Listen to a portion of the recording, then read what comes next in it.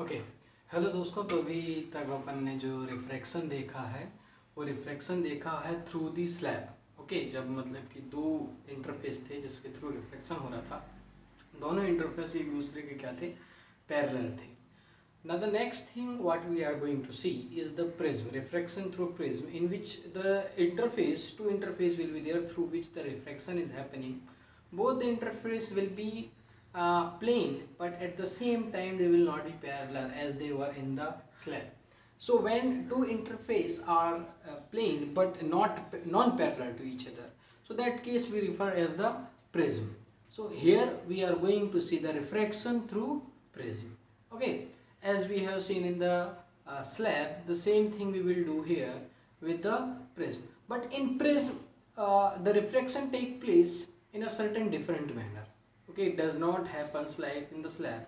In slab, when the refraction was happening, the incident ray does not deviate from its path, but it changes or it displays from its path. वो अपने path से displace हो जाती है, literal displacement हो जाता है, लेकिन वो अपना डायरेक्शन चेंज नहीं करती, वो अभी भी उसी डायरेक्शन में जा रही है, बस उसका पाथ ये होने के बजाय थोड़ा सा क्या हो जाता है, तुम्हारा शिफ्ट हो जाता है. In this case, in case of prism what happens that we are going to see now.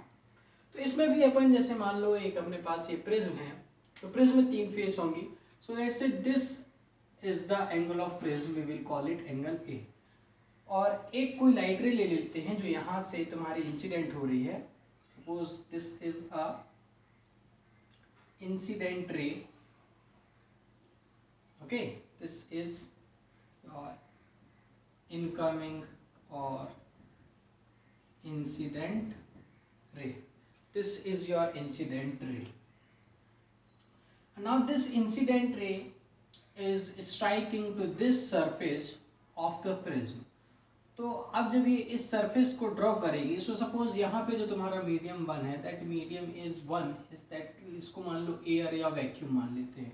और ये जो अपना दूसरा मीडियम है, this is medium two. It can be of glass, it can be of gel, it can be of water, किसी भी चीज का हो सकता है. ठीक है. तो जो रिफ्रैक्टेड रे बनाने, अब जब ये रेयरर मीडियम से डेंसर मीडियम में जाएगी तो इसमें क्या होगा, that we know that when a light ray goes from denser rarer medium to denser medium, it bends towards the normal. तो ये नॉर्मल की तरफ बेंड होगी. जब ये नॉर्मल की तरफ बेंड होगी तो पहले बेंड करने के लिए अपने को नॉर्मल ड्रॉ करना पड़ेगा.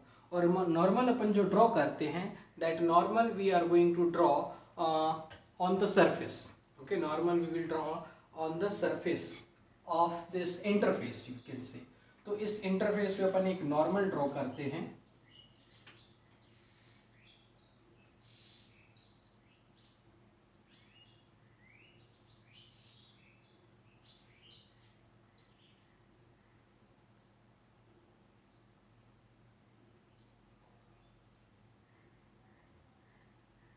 Okay, so I have drawn this normal here. This is, let's call that n1. इसको क्या बोल दिया अपन ने, ये एक नॉर्मल है, इसको I am calling n1. Okay, so after refraction, what will happen to this ray? It was supposed to go, ये जो लाइट रे है ये किस पाथ पे जा रही थी, इस पाथ पे जा रही थी तुम्हारे. इसको थोड़ा सा मैं और आगे एक्सटेंड कर दूं तो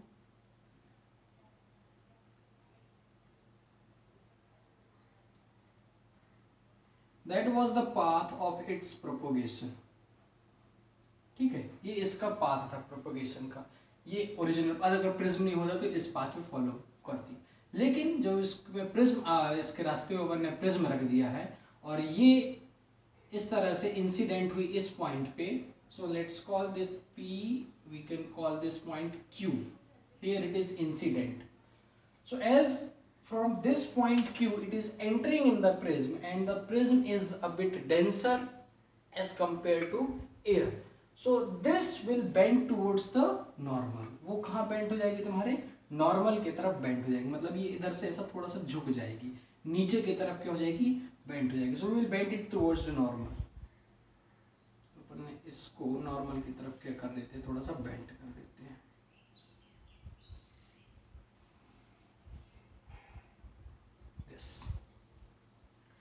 This is our refracted ray. Okay, इसको अपन क्या बोलेंगे, ये जो बीच में है, this will be called as the refracted ray, this one, इसको बोलेंगे अपन refracted ray. So this is your first refraction. What is happening here, a light ray from air, it has entered inside the prism. So as it has entered inside the prism, what happened, it has bent away from the bent towards the normal की तरफ क्या हो गई, bent, ये path था इसका, तो ये पाथ से ये नॉर्मल, ये था नॉर्मल की तरफ क्या हो गई, बेंट हो गई। ये इस फेस पे इसका क्या हुआ है, रिफ्रैक्शन हुआ है। Now again when the light is traveling from here, this is the refracted ray, again it will come out from the prism, it is going to come out from the prism, और जब ये बाहर आएगी तो इस point से बाहर आएगी। Then again this medium two, it can be of glass और it can be of anything else. Okay, so anyhow this medium is denser than the medium which is outside it, है ना। तो यहाँ पे फिर से इसमें क्या होगा, रिफ्रैक्शन होगा, क्योंकि मीडियम क्या हो रहा है तुम्हारा, चेंज हो रहा है। Okay, the medium is changing, so again when the refraction is happening, it is going denser to rarer. Now what is happening, the light ray will go from denser medium to rarer medium, and when the light goes from denser to rarer medium, it bends away from the normal, है ना। अपन ने rule 2 देखा था कि जब light जो होती है एक डेंसर मीडियम से रेयर मीडियम की तरफ जाती है, तो इंटरफेस में उसमें जो रिफ्रैक्शन होता है वहां पे उसका पाथ चेंज होता है और वो नॉर्मल से दूर क्या हो जाती है, डिफ्लेक्ट हो जाती है। So first at this surface we will draw the normal, यहाँ पे अपन क्या करेंगे, एक नॉर्मल ड्रॉ करेंगे, उसके बाद अपने को पता चलेगा। तो first we will draw a normal. Okay, so we are going to draw normal here.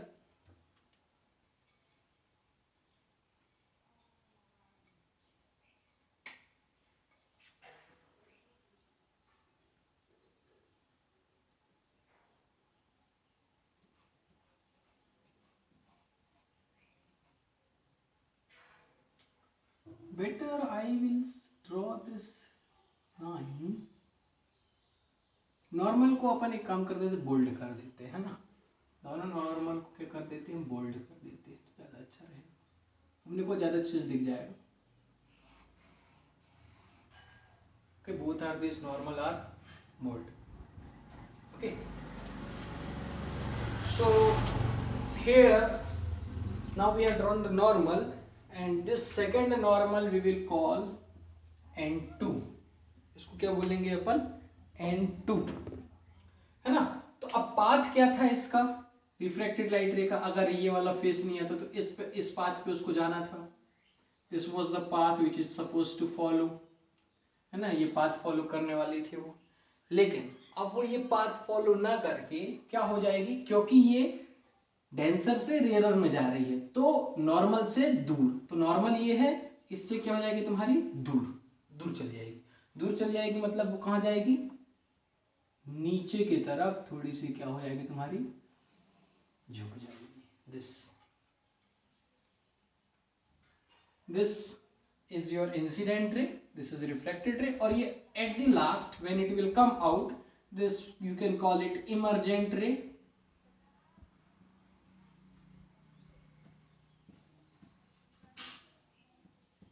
you can call it emergent ray or you can call it outcoming ray, जो भी तुमको कहना है अपनी सहूलियत के हिसाब से आप इसका नाम दे सकते हैं। So this is the pattern of refraction which take place in a prism।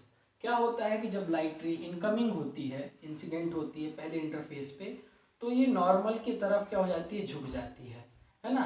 This was its normal, it was go suppose to go in that path, now it is bent towards the normal, मतलब वो नीचे की तरफ क्या हो गई, थोड़ी सी झुक गई। और जब ये डेंसर से इधर इस वाले फेस पे जब डेंसर से रेयर में जा रही है तो नॉर्मल से क्या हो जाएगी, दूर चली जाएगी। और जब वो नॉर्मल से दूर जाएगी तो फिर यहाँ पे होगा क्या, जब वो नॉर्मल से दूर जाएगी तो कि ये इमरजेंट रे तुम्हारी क्या होगी, ड्रॉ होगी। So what was the path, path कौन सा था तुम्हारा, ये था, ये वाला पाथ था, original path of the light, that was, it was not the original path, ये तो रिफ्लेक्टेड रे का पाथ है ना। तो इसको छोड़ दो अभी के लिए फिलहाल इसको छोड़ देते हैं अपन। So that was the path of incident ray and this is the path after refraction through the prism. Refraction के बाद इसका पाथ क्या हो गया तुम्हारा, चेंज हो गया। That was the original path. So that was the original path. Original path इस डायरेक्शन में था, रिफ्रैक्शन के बाद पाथ ही हो गया, मतलब क्या हो गया, डेविएशन हो गया। लाइट का जो डायरेक्शन था वो डायरेक्शन अब एज इट इज नहीं रहा, दैट डायरेक्शन हैज चेंज्ड, है ना। ग्लास स्लैब में क्या हो रहा था, डायरेक्शन वही रह रहा था, केवल वो अपनी पोजीशन को क्या कर रहे थे, अपने जिस पाथ से जा रही थी वो अपना पाथ थोड़ा सा उसका शिफ्ट हो जा रहा था। लेकिन यहाँ पे क्या हो रहा है कि there is a complete deviation from the path, it will deviate, the light ray will deviate, okay, that was the path on which supposed to go, but now it has been deflected। अब वो नीचे की तरफ जा रही है, ऊपर की तरफ नहीं जा रही, नीचे की तरफ जा रही है। so this is called deviation। इसको क्या बोलते हैं अपन, deviation। और फिर अपन ये एंगल मेजर करते हैं। ये डायरेक्शन ऑफ इंसिडेंट रे है और ये जो है डायरेक्शन ऑफ आउटगोइंग रे, और आफ्टर रिफ्रैक्शन आउटकमिंग रे कह सकते हो, इमर्जेंट रे। तो ये जो एंगल अपन मेजर करते हैं, this angle between the incident ray and the angle between emergent ray, this angle is called as the angle of deviation. Okay, कि इतने एंगल से वो अपने पाथ से क्या हो गई, डेविएट। अपन रिफ्रैक्टेड रे के साथ ड्रॉ नहीं करेंगे क्योंकि ओरिजिनल पाथ कौन सा था इसका, ये वाला था। तो उस पाथ से कितने एंगल से वो डेविएट हुई है, that angle is called as the angle of deviation। so what is the angle of deviation? angle of deviation क्या है, angle between incident ray and outgoing ray, इन दोनों के बीच का जो एंगल होगा, that angle will be called as the angle of deviation। so this is the refraction which take place here। now there are some more nomenclature, थोड़े से कुछ और नाम भी देने हैं यहाँ पे, तो वो अपन देख लेते हैं। okay, so this angle, ये जो एंगल है, एंगल ऑफ इंसिडेंस क्या होगा, नॉर्मल के साथ जो इंसिडेंट रे बना रही है। so this angle, this is normal, this is incident ray, this angle will be called as the angle of incidence, है ना। इस एंगल को क्या बोलेंगे अपन, angle of incidence. This is angle of prism, इसको ए बी सी नाम दे दो। प्रिज्म कौन सा हो गया तुम्हारा, ए बी सी, है ना। And this is your angle of incidence. और यहाँ पे जो रिफ्रैक्शन हो रहा है, this is a normal and this is a refracted ray. This is the normal, first normal n1 and this is a refracted रे। तो इसको अपन क्या बोल देते हैं, लेट्स कॉल इट R1। अपन ने इसको क्या बोला, R1। और ये जो बाहर आ रही है, आउटगोइंग रे है, इमर्जेंट रे है, the angle it is making with normal, this angle, इसको बोलेंगे angle of emergence. Okay, angle of emergence, angle between N2 and emergent, sorry, angle between the normal and emergent ray is called as angle of emergence। angle of emergence क्या होगा,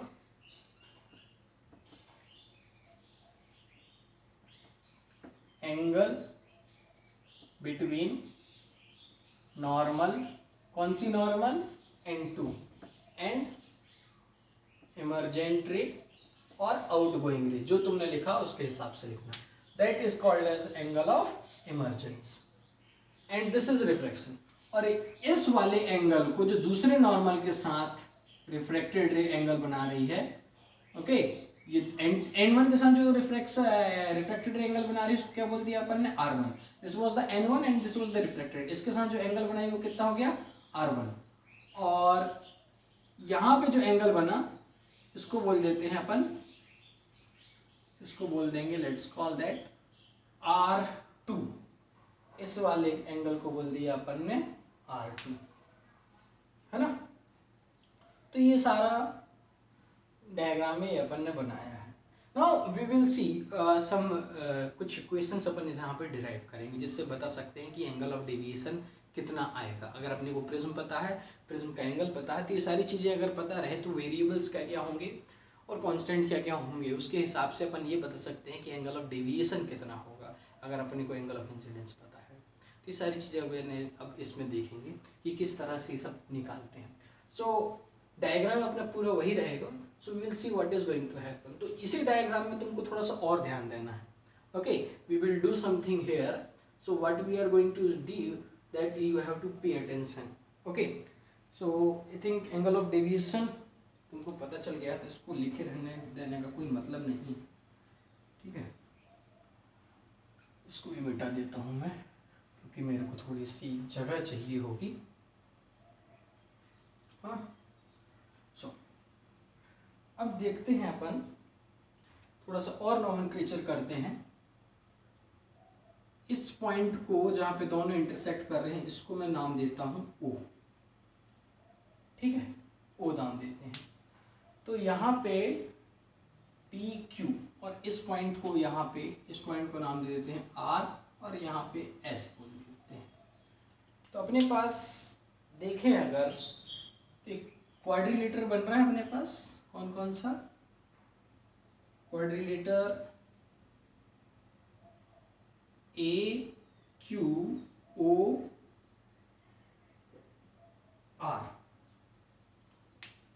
AQOR A पूरा pack कर दे, AQOR A, है ना।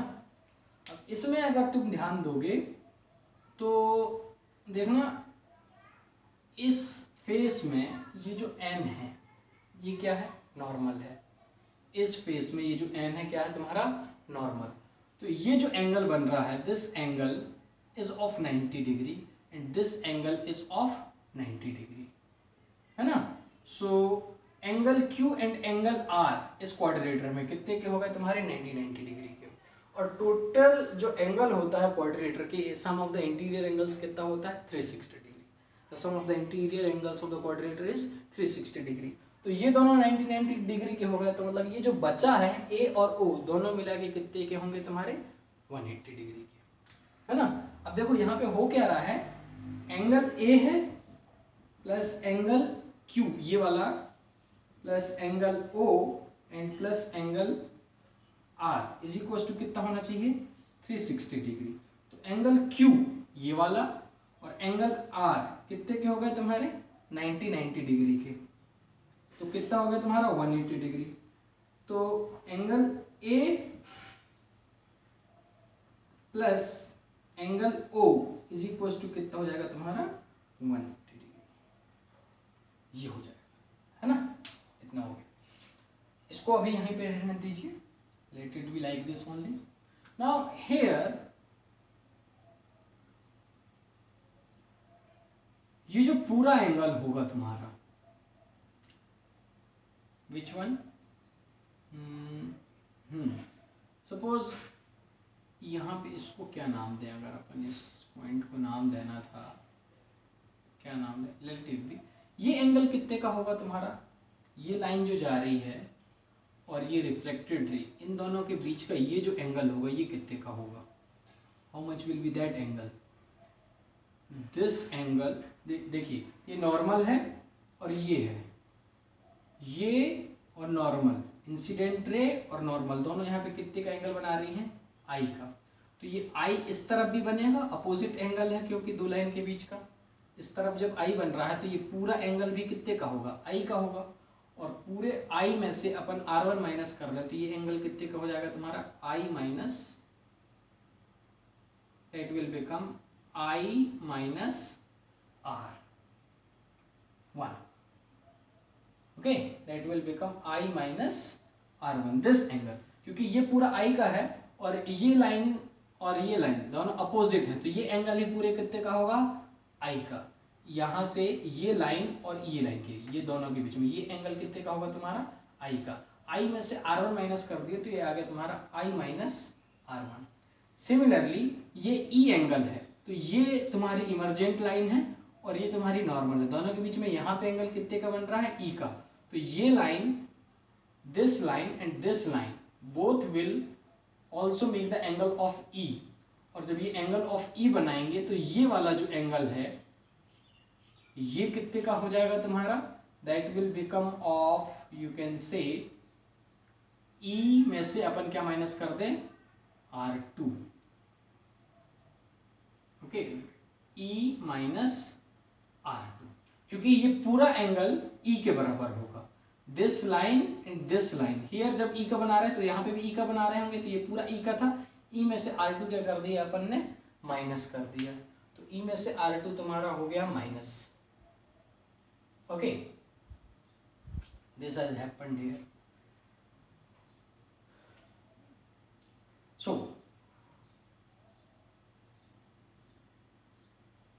E minus R2, this is there.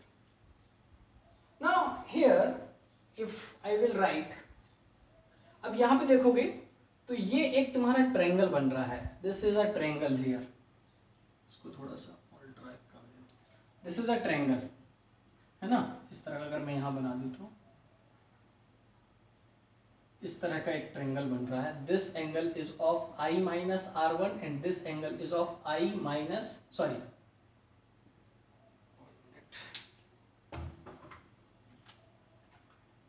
इस तरह का एक ट्रायंगल बन रहा है, so this angle will be of E minus R2 and here this angle, इन दोनों की लाइन के बीच में ये जो एंगल बन रहा है that is your angle of deviation. Angle of deviation, angle इन दोनों को सम कर दें तो ये किसके बराबर होगा, तुम्हारा एंगल ऑफ डेविएशन। अगर ट्रायंगल प्रॉपर्टीज तुमको पता होंगी तो जो एक्सटीरियर एंगल है अपोजिट के दो इंटरनल एंगल्स के बराबर होता है। So what we can write here by geometry,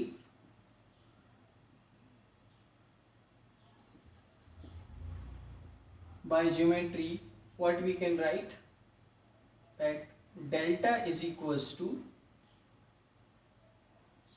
I minus, इसको I minus R1 plus E minus R2, है ना, तो हो जाएगा I plus E minus R1 minus R2, so I will write I plus E minus R1 plus R2, minus common ले लिया तो, है ना, this is what it will happen here. Okay, so now ये अपन ने इक्वेशन लिखा, delta is equals to I plus E minus R1 plus R2।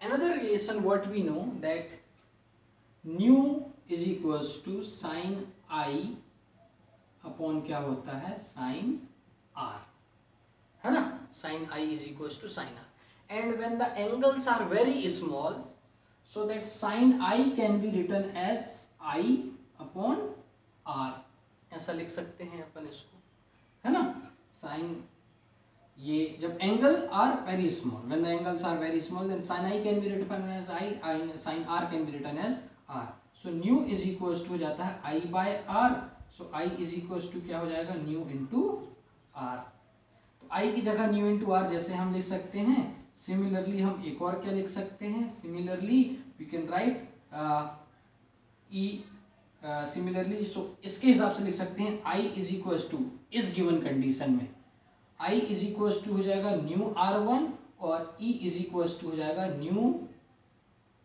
R2, I is equals to हो जाएगा न्यू R1 और E इज इक्वल्स टू हो जाएगा nu R2, okay, new R1 and new R2, यही होता है तुम्हारा, क्योंकि यहाँ पे जो रिफ्रैक्शन हो रहा है सेकंड मीडियम के लिए लिख रहे हैं अपन, sine I by sine R होगा, तो उसके हिसाब से I इज इक्वल्स टू के लिए एंगल कितना था तुम्हारा R1 है, E के लिए एंगल क्या था R2। जब E के लिए अपन ने R2 क्यों लिखा, क्योंकि जब यहाँ पे तुम पॉइंट रखोगे, यहाँ पे जब अगर सोर्स रखोगे तो वो भी यही पाथ फॉलो करेगी और अपोजिट डायरेक्शन में आएगी, because the refraction follows the rule of reversibility.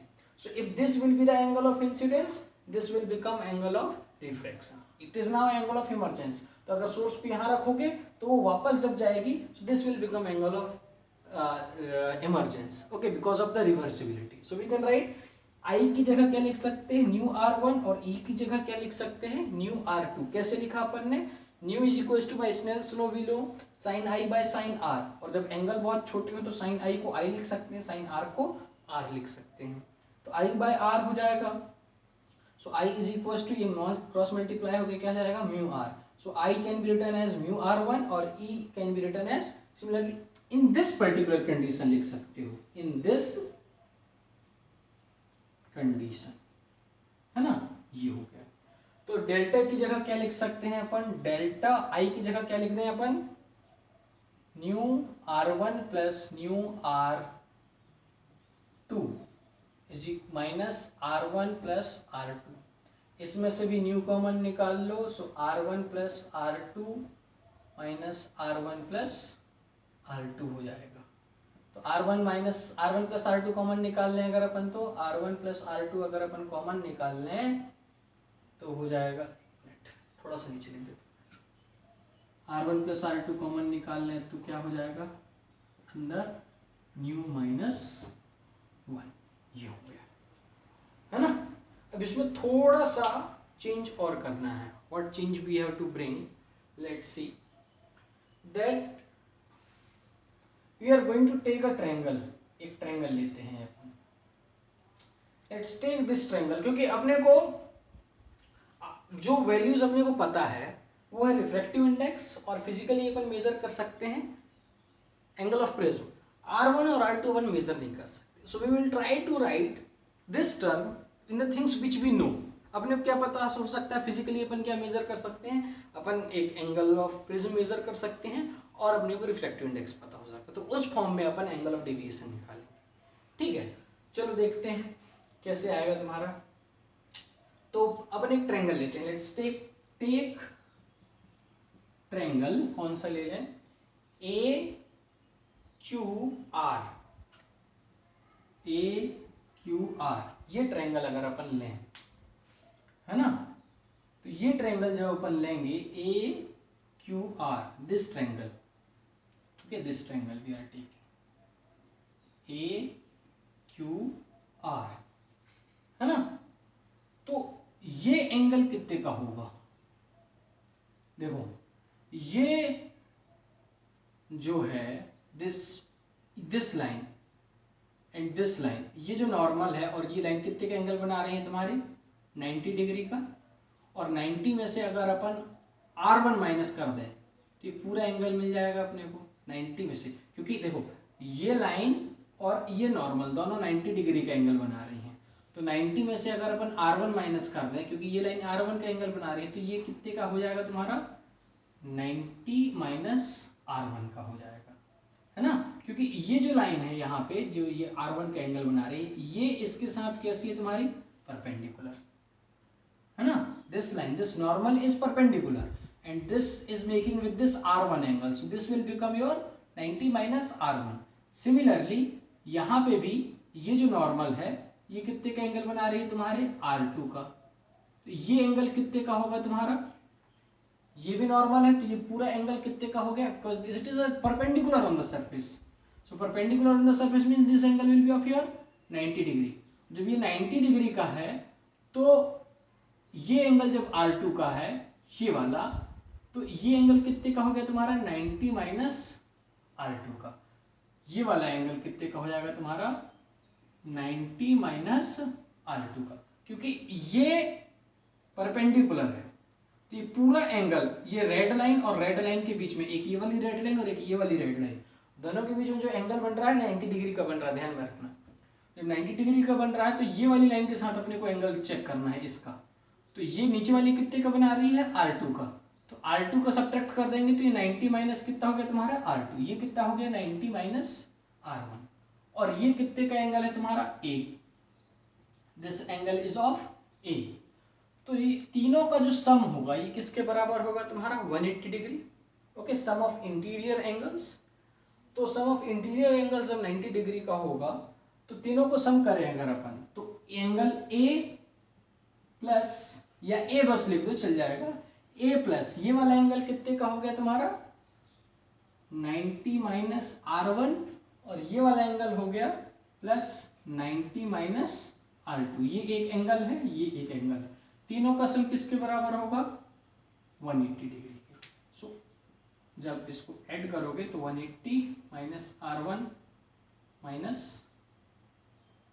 R2 हो जाएगा इज इक्वल टू 180 डिग्री. तो ये कैंसिल हो गया, ए इज इक्वल टू दोनों उस तरफ चले जाएंगे R1 प्लस R2। तो R1 प्लस R2 की जगह अपन क्या लिख सकते हैं यहाँ पे ए, है ना।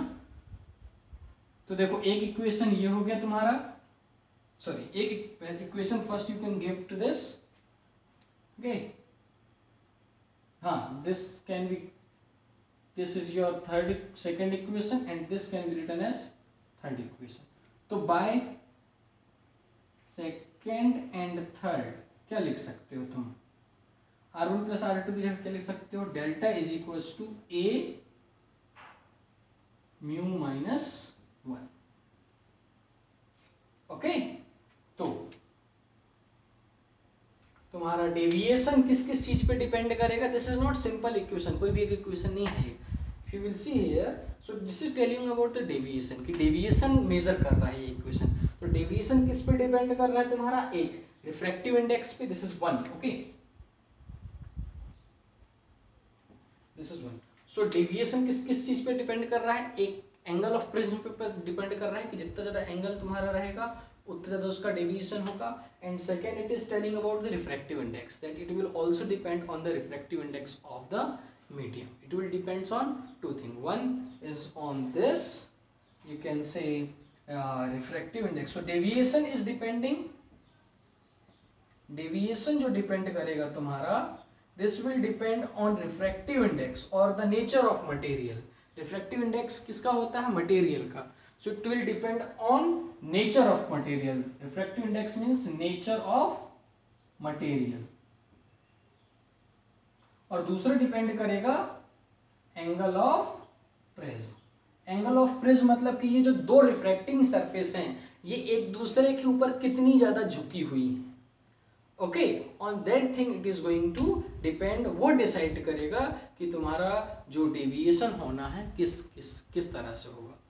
तो जो अब अपन ने जो रिफ्रैक्शन देखा, तो उस रिफ्रैक्शन में अपन क्या देख रहे हैं कि जो लाइट होती है हमेशा इस तरह से जाती है और वो बेस की तरफ क्या हो जाती है, बेंट हो जाती है। So what is the, you can से what is the pattern of reflection in prism when light enters in the prism, it bends towards, किस तरह बेंड होती है, तो उसके बेस के तरफ, it bend towards the base. Base की डेफिनेशन चेंज हो सकती है, बेस कंडीशन चेंज हो सकती है। जैसे अभी इस तरह से एंटर कर रही है तो ये बेस है इधर, तो बेस की तरफ क्या होगी, झुक रही। अगर मान लो इस तरह से इधर से एंटर करती है ना, तो वो इस तरफ झुकती, तो ये बेस होता, okay. It can be different in the different, like जैसे ये एक डायग्राम है तो इसमें थोड़ा सा चेंज करके अगर मैं बता दूं, like this is one condition, okay। if the condition changes, एक प्रिज्म ऐसा है और लाइट कुछ इस तरह से एंटर करे, है ना, तो यहाँ पे तुम नॉर्मल ड्रॉ करोगे तो फिर ये अंदर जब जाएगी तो नॉर्मल की तरफ बेंड हो जाएगी, तो कुछ इस तरह से आएगी, है ना, नॉर्मल की तरफ बेंड होगी, और फिर इधर से ये, सॉरी, हाँ, इधर ये इधर आएगी, नॉर्मल की तरफ बेंड होगी, फिर इधर से ये। तो इस कंडीशन में जब ये इस तरह से लाइट आ रही है, तो ये इसको अगर ए बी सी बोल दें, तो ये फिर बेस, अभी बेस क्या है तुम्हारा, बी सी है, फिर बाद में बेस क्या हो जाएगा तुम्हारा, ए सी, इस तरफ बेंड होगी। फिर उधर पे case, this will be your base, okay. So base will change, base किस तरह से चेंज होगा, तुम्हारी इंसिडेंट रे बताएगी, इंसिडेंट रे जिस तरफ से झुकी हुई आ रही है वो उसका क्या होगा, बेस होगा। अभी जो इंसिडेंट रे आ रही है इस तरफ से आ रही है, मतलब कि वो एसी की तरफ से आ रही है, तो वो उसका क्या है, बेस है। अगर वो इस तरफ से ऐसी आती तो बेस क्या होता है उसका, बीसी, क्योंकि वो बीसी की तरफ से आ रही है। एक और कोई साइड ले लें, अगर अपन एसी की तरफ से, इधर से एसी आती है अगर लाइट रे, मान लो इस तरह से, एसी बीसी तो हो गया तुम्हारा, तीनों तरफ से हो गया है ना। सो this will happen. So what happens here, कि जब भी प्रिज्म में क्या होता है कि जब लाइट एंटर करती है तो वो किस तरफ झुकती है, तुम्हारी प्रिज्म के बेस की तरफ झुकती है। और उसमें जो डेविएशन होता है, that deviation will depend on the refractive index of a material, and also it will depend on, you can say, angle of prism. On two things it is going to depend. Thank you. If any doubt is there, you can put in the comment section.